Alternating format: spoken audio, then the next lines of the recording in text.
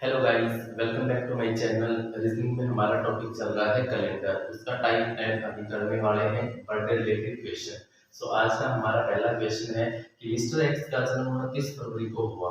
उसने अपना छठा लीप वर्ष जन्मदिन 2012 में मनाया, तो उसका जन्म कब हुआ ये हमें बताना है। ऑप्शन आपके पास गिवन है। तो सबसे पहले देखो भाई, जो छठा बर्थडे है वो उसने कब मनाया? 2012 में। अब लीप वर्ष 4 साल के बाद एक बार आती है, तो 500 कब मनाएगा? 2008 में। और चौथा कब मनाएगा भाई? 2004 में। और तीसरा कब मनाएगा भाई? 2000 में। और दूसरा जन्मदिन कब मनाएगा? 1996 को। और पहला कब मनाएगा? 1992 को। अब ये कई बार बच्चे 1992 कर देते हैं, 1992 नहीं होगा। 1992 को अपना पहला जन्मदिन मना रहा है। इसमें पूछा है कि उसका जन्म कब होगा, तो जन्म कब होगा भाई? 1888 में जन्म होगा, तभी तो 4 साल बाद वो अपना पहला जन्मदिन 1992 में मनाएगा।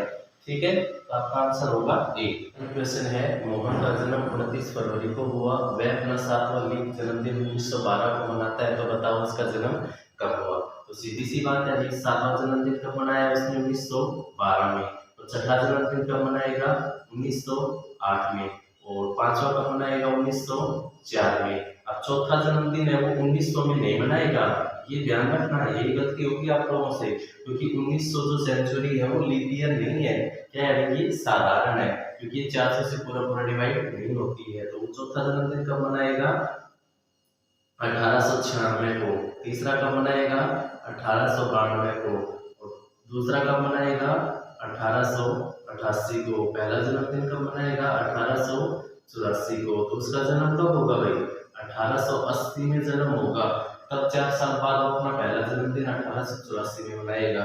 दूसरा 1888 में, तीसरा 1892 में, चौथा 1896 में। तो यहाँ पे ये 500 मत कर देना, क्योंकि बेटा ये सारी की सारी लीप ईयर है, जबकि ये क्या है भाई?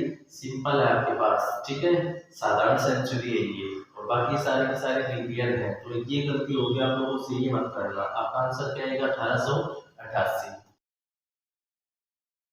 क्वेश्चन है, यदि मोहन मंगलवार 15 मई 1943 को अपना पहला जन्मदिन मनाता है, तो आने वाले सालों में वह इसी दिन अपना जन्मदिन कब मनाएगा?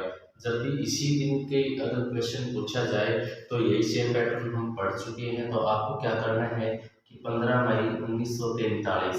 अब देखो, इससे पहले वो साल लिखो जो कि लीप ईयर हो। तो इससे पहले वो साल कौन सी आती है भाई? 1940, जो कि लीप ईयर है। कितने का गैप हुआ भाई? 3 साल का गैप हुआ। मैंने आपको बताया था 1 साल का गैप हो तो 6 ऐड करो, 2 साल या 3 साल का गैप हो तो कितना ऐड करो भाई? 11। तो आप 11 ऐड करोगे, इसके अंदर आपका आंसर क्या आ जाएगा? 1954। तो आपका आंसर क्या होगा भाई? 1954, यानी ऑप्शन ए। ठीक है, हमारा नेक्स्ट क्वेश्चन 4 है, if 13 January 1998 on Monday, in which year again Monday on the same date. ये कह रहा है कि अगर 13 जनवरी 1998 को अगर सोमवार है, तो ऐसी कौन सी साल रिपीट होगी कि सेम डेट को सोमवार हो? तो ऑप्शन आपके पास है यहाँ पे ही। तो आप लोगों के माइंड में आएगा कि 13 जनवरी 1998 के बाद हम वही सेम करेंगे। 1998 से पहले वो साल लिखो जो कि लीप ईयर हो, यानी 1996। कितने का गैप हुआ भाई? 2 का गैप होगा। आपके माइंड में आएगा कि 11 ऐड करके आंसर देंगे तो 2009। लेकिन ये आपका आंसर नहीं है, क्योंकि बेटा यहाँ पे आपके पास कैलेंडर रिपीटेशन नहीं पूछा।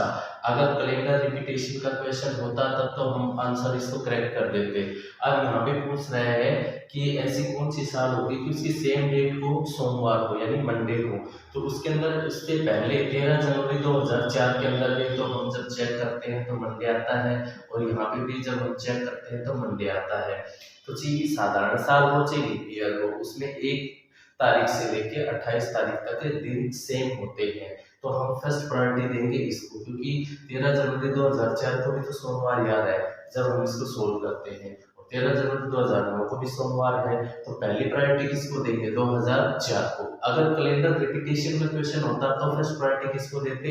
इसको, क्योंकि कैलेंडर रिपीटेशन में अगर क्वेश्चन साधारण साल का है तो उसका आंसर हम साधारण साल में लेते हैं, अगर लीप ईयर में है तो लीप ईयर में। लेकिन यहाँ पे कैलेंडर रिपीटेशन नहीं पूछा, तो इसलिए हम इसका आंसर ये ना देके हमारे पास आंसर क्या होगा? ऑप्शन बी होगा। ठीक है।